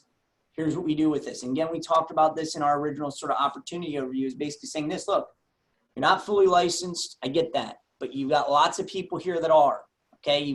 There's different people, team leads. You've got myself and Leanne Dugan. And again, you'd probably be working pretty closely with her. That if you get people who are interested and want proposals, awesome. You can do that. You can work with myself or Leanne. And if we write the person, we will pay you and release that commission to you as soon as you get your license, which, oh, by the way, is yet one more reason to now get licensed. But again, from a momentum standpoint, what I would encourage you guys is after this meeting, and hopefully you're excited and a little bit pumped up and you learned a little bit more and you're like, man, I can do this. This is great. And, you know, I'm gonna make some good money and I'm gonna build a long-term, you know, passive income and, you know, help people and on and on and on. I want that. That's part of this goal. Okay. But what I know is unless you start to take some actions forward, it's not gonna happen and it's not gonna last. And it's gonna start fading quickly. Okay. So my encouragement on the front end is take massive action with this and know the rewards and the carrots are there. And again, one of the things that's unique with our model is we say, look, we want to reward you for your marketing efforts and even working before you're fully licensed. Anyone you get as an opportunity, we will work through it together. Great opportunity for you to learn and kind of see what goes on, how the proposals work, how the questions go, on and on and on. And then as soon as you're licensed, we release that commission to you. Legally, I cannot release and pay you commissions until you're licensed, okay? That makes sense so far? Yes, Doug, I have a question. Yeah, what's up? On the 50 proposals, does an auto and home insurance consist of one proposal, or is it 25 auto? They would be two. Those would be two proposals. So yeah, that's a good point. I'm not talking, if you really want to dial the needle down, I'm not talking household or account. I'm talking individual proposals. Okay. Now, what would not count is if we said, well, you know, I ran a homeowner's proposal with 18 companies for one client. Those are 18 proposals. Do you follow me? Sure, that makes right? sense. Because we have so many clients. So each individual opportunity. So home and auto, that would be two. Okay. Oh, by the way, home, auto, and flood would be three. Home, auto, boat would be four. And again, guys, if you think through this, I would encourage you here. And I know we talked a little bit or, you know, quite a bit about target market and all this kind of rigmarole and stuff and everything, which is so critical. As you look to start this opportunity, you can do a couple things. You can either go deep or you can go wide. And there's a lot of people that make a lot of money doing both. Here's what I mean by that. If I go deep, I've got some friends in the industry and they don't really care about what we would call multi-lining or getting more policies from the same household. They just want a lot of homeowners policies. They're writing lots and lots of new homes, lots and lots of new homes. That's cool. Don't get me wrong. You can do that. But what I will also tell you from a profitability and a work relationship and all sorts of things, if you can go wide with a client, and you can pick up their auto and pick up their home and pick up their boat. And oh, by the way, pick up their life insurance and pick up more and more and more. You don't need as much volume. Do you follow me? Yes. Right? So just a good thing to think about as you're going. What do I want this to look like? I don't want to say I'm jealous in a sense, but what's cool is you guys are a clean slate. You can do anything you want with this. Like I said, I mean, you want to target divorced women, do it. Right? You can really make this what you want. I would spend a little time thinking about that. You know, what does it look like? What do I want this to look like? And if I really make this thing a go, either part-time or full-time, what does it look like a year from now, 2 years, 3 years, etc.? Okay. I will tell you personally, because it's been my philosophy and how we built the agency more, I like the wide model. I'd rather have less clients, but more business with them. Yeah, and it's always a balance. Don't get me wrong. You always have to seek new clients. But me personally, I'd rather that. The retention's higher, the revenue's higher. They're normally happier. You build deeper relationships. You get more referrals. You can make, you know, a lot of points on that side. Okay. All right. So again, in terms of getting you guys going and a few things, some of these are just big picture ideas. Speed builds trust. This is a big one, guys. Again, some of you brand new. I think Todd, you know, and some of you that have been in sales for a while, you probably appreciate this statement. This is something I came across from a guy I follow a few years ago that it just really stuck with me. And again, this isn't a specific marketing idea. We've got plenty of those. And I don't always go in depth with this one, but for whatever reason today I am, but I like this. Speed builds trust. And I want you to think about this. And again, I'm well aware you may be doing, you know, part-time and you may be doing other things, but you know, if you get an opportunity, you need to respond quickly to that. Even if it's, hey, got your email, I'm working on it. I'm going to get back to you within fill in the blank. You get a text, hey, I'm on it. I got it. I'm going to get back to you by such and such. The worst thing you can do, and again, if you're in the business long enough, it will happen because you'll get busy and life happens and things happen. But the worst thing you can do, and maybe Todd can appreciate this or Sergio, is you maybe get a lead or a referral and you're just too busy or you don't even respond.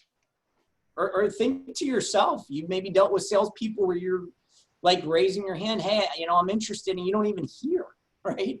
So remember that speed builds trust. Our Amazon gift card challenge, our Amazon gift card challenge, or I'm going to probably rebrand it, called more our Amazon gift card offer. So this is on my website, guys. This is where I tell you, spend my money. I mean that. This is where I'm spending marketing dollars, not you. Our website, if you haven't been there, I would strongly recommend it. I would strongly recommend bookmarking this webpage. I'm going to put it in the chat right now, by the way. And basically, we created a toolbox. We talk quite a bit about this on our weekly trainings, which, by the way, we do weekly trainings every Monday at 10:30. I would encourage you to plug in. I know Sergio was on the call this week. That's awesome. The more training and the more you can do, especially initially, it's just going to help you, right? And if you can't be on that, I get it. Try and listen to it on demand. We record all the meetings and post them to Facebook. That's why it's important to connect with us on Facebook. But I put this in the chat right now, guys. This is a good page to bookmark. A lot of resources on here on our toolbox. One of the things I'm going with in terms of our website, we have this Amazon gift card challenge. It's a specific page on our website as well. I'll also put that in the chat. Basically, here's what we say. Listen, and right now, I normally made it $17. I've kind of increased it right now to $27 just because there's a lot of people really struggling out there. Again, you've had 30 million Americans in the last, call it 2 months, lose their jobs, right? Very sad. So basically we say, hey, for an opportunity to quote your insurance, apples to apples, we're going to give you a $27 gift card. That is your approach, right? It's as simple as this. And we even put it right here. Paying too much for insurance, take our $27 Amazon gift card challenge, fill out the form below and send us a copy of your deck page. If we can't beat your rates, we send you a $27 Amazon gift card. I'm actually doing right now, even if we beat your rates and you become a client, I'm still going to give people the gift card right now. Okay. It's just a way for us to have a little fun and give you some ammunition, if you will, and yet have clients have one more reason to talk to you. Can we put that on social media? You put that everywhere, bro. We text it, put it everywhere you want. And that's the goal. And because it's an easy one to do. You can email this, you can text it, you can put it on social media, you can, anywhere you want, you feel free to share it, LinkedIn, etc. And really, guys, we also have a form right here where they can fill it out. There's even a little thing, what advisor are you working with? So when those come in, we will send them directly to you. And then what we do here, and we really do this to protect you/us, is we say, look, to get the gift card, we got to see your deck page. We got to see your insurance. It's kind of, I love, Ronald Reagan used to say, trust but verify. Okay. So, and why that's important is I can't quote you apples to apples unless I really see it. And frankly, most people don't have a clue what they have, right? Like if I ask Jonathan right now, like, hey, tell me every coverage about your auto insurance and how much you're paying and when you renew and on and on and on, you probably don't know. And that's fine. Most people don't. So this is the way where you kind of can lean on that, say, hey, we'd love to give you the gift card. We got to get a copy of the current insurance so we can quote it apples to apples. Now, I will tell you, by the way, you guys kind of asked, this is per household, not per policy. So if you got somebody that wants their home and auto, they're going to get a $27 gift card. If it's just their home, they're going to get a $27 gift card. I'm not giving, per policy, if you will. Okay. But guys, this is a great one to spend my money, to put it out there and get some opportunities. We talk about networking groups quite a bit here. Again, if I look historically, what I've done, and I've really been thinking more and more about this again, like, well, what did we do? How did I do this? I started when I was 26. And Jonathan, you don't mind me asking, how old are you? 21. 21, love it. Bro, I wish I started when I was 21. Okay, and I started pretty young at 26. I started at 26. I didn't have a clue, right? I couldn't find my butt with both hands on my cheeks, and I mean that. And you like that? I hope Leanne's smiling, somebody. So, and I stumbled through and I made mistakes and I didn't do it right and on and on and on, but I made money, I survived, and here I am, right? Now that I'm in, whatever, there's not like an empire, but, God has been really, really good. Here's where I'm going with it. If I really think through how and where have we really built the most, I would say is networking. I would highly encourage you guys to look into networking groups. There's a ton of them out there. BNI is one of the largest. That's Business Networking International. Traditionally, these are groups that meet weekly, and they are one person per profession. We have most of our full-time team is in them. I believe, Todd, are you not in one right now? I am. Mm-hmm. Yep. So you got some precedent there from Todd. There are lots of different networking groups, and you can do this anywhere. And I know, Jonathan, you're down more in Fort Myers, or where exactly, or Sarasota, where exactly are you at? St. Petersburg is where I'm at now. Oh, you are in St. Awesome. Okay. So they're all over. Surgeries in LA, you literally can do and just Google, business networking groups in my area. You're going to see a ton of stuff. And most of them are fairly affordable. And when I say fairly affordable, you're talking your total cost is maybe a couple $100 to sign up. And then you normally pay for like breakfast or lunch dues. They have them at lunch, they have them at breakfast, they have them at night, they have them all over. And then the other thing I encourage you, if you're really bootstrapping and you're like, man, I can't even afford, I can't do that to be in more of a formal group, check out meetup.com. This is great. And what I would probably do is look for a group that specializes in real estate. There's a lot of people that are interested in real estate just in general. Maybe you are. A lot of people, I want to get in real estate. I want to buy and sell houses, or I want to flip homes, or I want rentals, or whatever. Okay. A lot of people just want that long term. Okay.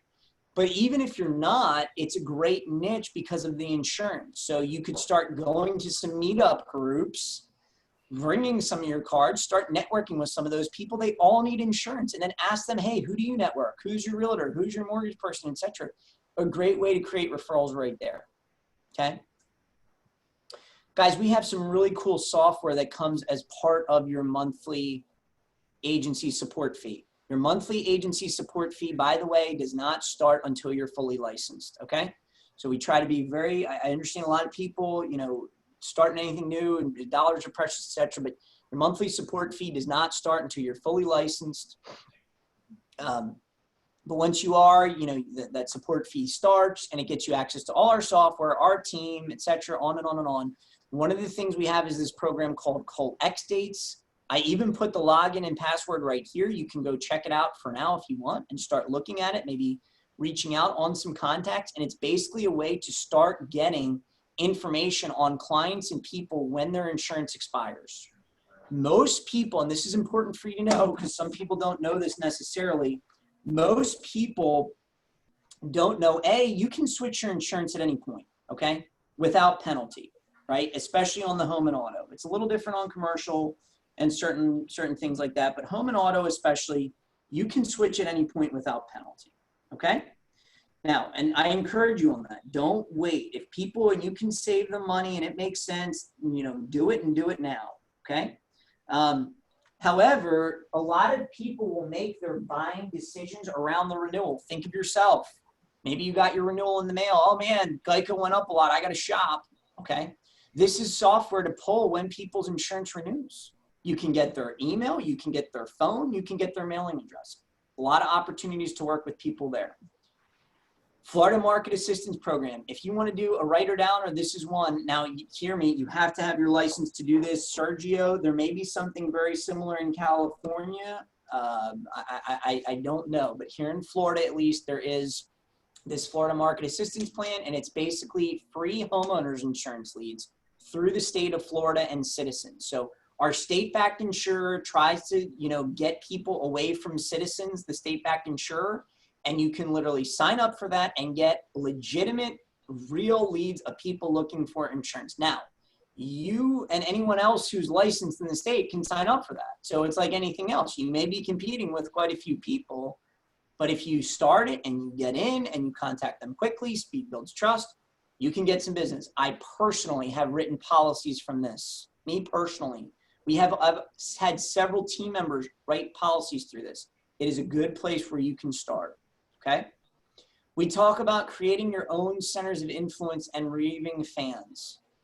Think about this, guys. Who are people you already know now in your world, your network, that are what we would call a center of influence? A center of influence is someone that can send you business on an ongoing basis, right? So again, we kind of talk about realtors and mortgage brokers are really some of the best. And frankly, I would even, as you guys are getting going, I would really focus on mortgage brokers. And here's why. Think about this. Every time someone refinances or buys a home that involves a mortgage, they need insurance, okay? If I'm a realtor and I'm on the sales side, I'm selling the home, I don't really care about the insurance. The buyer's agent is going to be more the one to generate the referral. You with me? Think about that. So the other thing I would even say, you know, it's kind of hard to parse through and you can kind of get an idea, but buyer's side realtors are certainly great. Realtors in general can be great, but think about that mortgage. Every time I either refinance or purchase a home with a mortgage, they have to have insurance to close. That's big. So who do you already maybe know? Do you know a mortgage broker? Do you know a banker, financial advisor, attorney, CPA that you could connect with? You know, do a Zoom meeting with. You can use our Zoom meeting platform. You get that as part of your agency support fee. Again, when things start to open back up, you want to go have coffee with them or lunch or whatever. Great way to network and find, you know, say, hey, I would love to be on your short list of people in terms of referring for their homeowners insurance needs. I promise you do that, you're going to get some business. Captive insurance agents, guys, this can be one of the best. I started my career at State Farm. Okay, my first 2.5 years in the insurance business before I started Strategic when I was 22, I was at State Farm. That was 13 years ago. I still get referrals to this day from State Farm. To this day. In fact, we just wrote one of the Tampa Bay Lightning hockey players 2 weeks ago off of a referral from State Farm. Okay, so instead of looking at them as competition, look at some of these captive agents like State Farm agents, Allstate agents as potential referral partners. Because think about this. If they can't help their client, what do? And, you know, what does that mean? Well, let's say I'm a State Farm agent or a person working in a State Farm office and somebody calls and they have a few tickets or accidents and State Farm says, you know what, you don't even qualify for our auto insurance. We can't even write you. Well, what does the agent or service person do with that?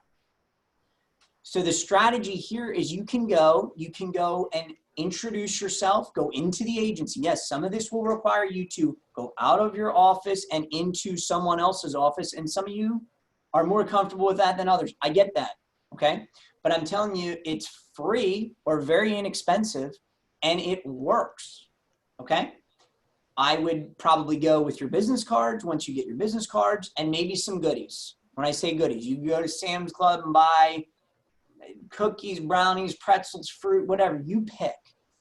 And you're just going in and saying, hey, local insurance advisor, I'm independent. I love an opportunity to try and help you guys when you have clients that you can't help. What do? Right? And I promise you, if you do that, you're going to get some business. That can be very, very powerful, guys. Just that right there. State Farm and Allstate agents, and they're all over, all over. And one tip on that, by the way, don't go in and say, hey, I want to talk to the guy at the top. Like, I want to talk to Doug, right? Like if somebody's calling on me, because frankly, you know, Doug or the guy at the top, he's not as engaged or as involved. And even right now, like I'm on a training with you guys, my phone's ringing. We've got clients calling, needing things. It's my service team that's doing that work. So you really want to get in with those service people. And the other thing that we're working on finalizing is a dedicated gift card program for any referral that they send us that we close. We will mail them a $25 Visa gift card, and this is yet another spend of my money, not your money. Great opportunity. Sergio, you're out in California. Farmers insurance is huge out there. Again, yet another opportunity, potentially networking with captive agents. Okay. Chamber of Commerce can be another networking spot. I've got some referral tracks here, guys, of how to ask for referrals. You get good at this, you don't have to do a lot more. So think about this. Every time you write a client and help a client, if you say something like, I'm looking to grow my business with other great clients like yourself, who else can you think of that may be interested in our Amazon gift card challenge? Friends, family, neighbors, coworkers. If you do that and that alone, you can keep yourself extremely busy. The challenge is this. You're going to get busy. You're going to be running. You're going to be trying to get, oh, I got to get this wrapped up, and I got to call that guy, and you don't do it. And again, I'm not saying I'm any better. I've been guilty of this myself. But if you do it and do it consistently, you're going to generate referrals, right? If you do want to buy leads, I've got some links with some discounts here. There's tons of opportunities. You've got lots of different providers out there. Again, I'm not saying it's the best place to start, but you can. Facebook and social media marketing. We talk about this. Again, I've got a link for some really good Facebook ideas. One easy one that you can do, and I would highly recommend if you haven't already. I know you're in our group, in our little side hustle group, but look up us as an agency. We have a business page, Strategic Insurance Services. And here's why. If you look on here, I have a marketing company that makes posts on my behalf almost every day. So you could like us, follow us, and then anything that you like, you could repost. 9 practices to help maintain mental health during coronavirus lockdown. I'm actually kind of interested in that myself, okay? And it's just an easy way to put content and info out there. And a lot of it is not insurance specific, but a lot of it will tie into insurance related items, okay? So that's an easy one from social media. Real estate and mortgage offices. Again, guys, a little bit of contacting and reaching out, popping into offices, some goodies. What do they do for their insurance referrals right now? You'd love an opportunity to help. Could also try and create some of this via email and text right now. Boat and RVs can be a great contact. And then really, I'm going to end here with the memory jogger. Okay. And again, there's lots in here. Like I said, you could do any one of these and go very deep and do very, very, very well. I would encourage you to look through this, pick a few that you really want to do and start with that resonate with you, and then build it into part of your goal planning, your SMART goal, and your action plan. Okay. So memory jogger, and this is going to be, I promise, the last part. We're going to wrap up in the next few minutes. So really, guys, this is, and again, all this will be coming to you in an email. And I know Todd's familiar with some of this, and some of you guys may have seen this in the past. But here's what a memory jogger is. And this, yes, I got from a network marketing guy. Hear me here. I'm not saying doing this from the network marketing aspect of it, which is really, recruit. That's not what we're doing. I'm trying to employ the concepts in terms of you building your business, your personal production, home, auto, boat, flood, umbrella, etc. You can read through it a little bit, but really what it's going to do when you start to get down here, it's just going to start to ask you the people you know, right? Now, some of this is family and friends, but a lot of it is not. Who's my mechanic? Who's my dentist? Who's my on and on and on? And again, everyone on here needs what you offer at some level. And the concept is this: you kind of work through this list. I have with it an Excel spreadsheet for a memory jogger that you can fill out. And your goal is to get at least 25 down. Okay. I want at least name, email, and phone at the very minimum. You want to fill more in, that's fine. But at least name, email, and phone. It can, again, be people that memory jogger helps you create. It could also potentially tie it in with some centers of influence that you know or want to set some meetings with. But your goal is to have at least 25, so that is one of the last steps to get your actual login, so that we can work with you. And hear me, these are all your contacts, your leads. All we're going to do is come alongside of you and work with you on saying, hey, let's approach them, so long as you feel comfortable, and see if we can offer the Amazon gift card challenge and create some proposals for you, right? Many years ago, when I started with Farm Bureau, we called it the Project 100. Yeah, and absolutely. And just get 100 names and numbers, and that was many moons ago. Guys, it's a concept that's been around a long, long time, and you can hear some people call it, Project 100, 250, 1,000. Look, I know my, and he's a contact. He's a friend of mine. He's, like I said, he still refers me business. The State Farm agent I was just telling you about, before he started, he had to have 1,000 X-dated deck pages. He had to literally get 1,000 people's insurance, their policy, to start. Well, why did they do that? Because State Farm wanted them to have some people to talk to. So I'm trying to do something that's very realistic and saying, look, I want you to have 25. I want you to have 25 to get going, to get started. That's going to give you some practice at the very least, and hopefully some opportunities to run proposals and write business right out of the gate. And the last thing I'll share with that, guys, and then again, I promise, and we're wrapping up here, is commission advances. I want to also highlight that, and again, the clock starts once you get licensed. Once you actually have your license, I advance your commission weekly for the first 90 days. Again, I don't know anyone doing this in our business at all in the property and casualty space.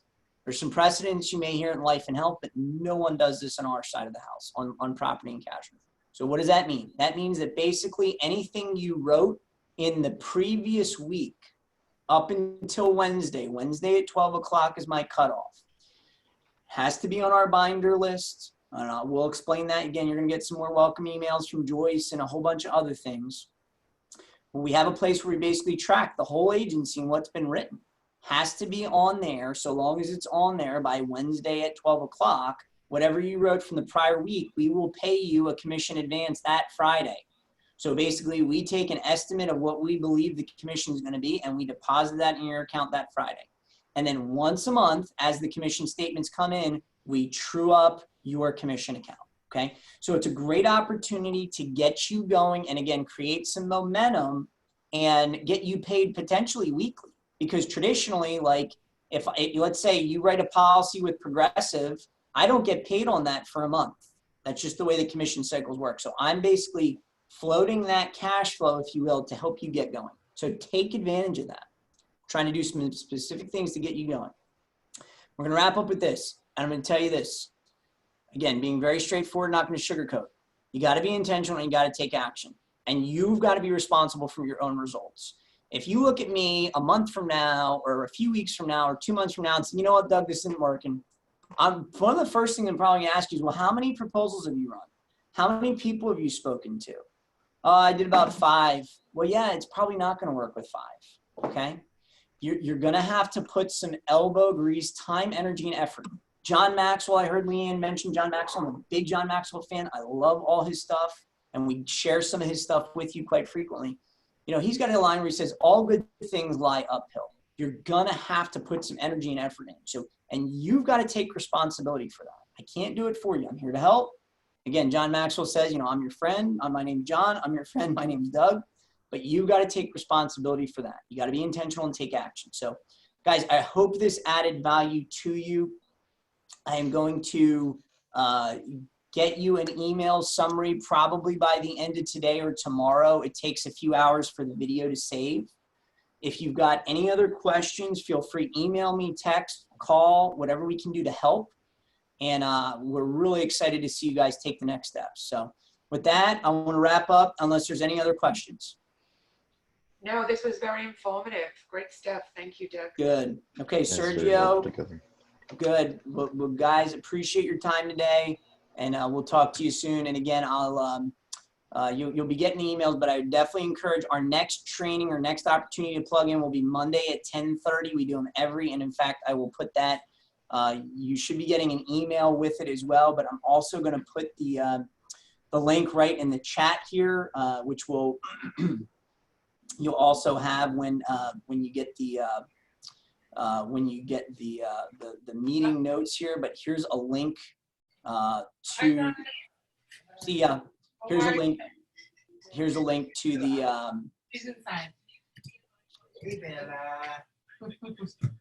I'm going to put a link to the. If I can find it.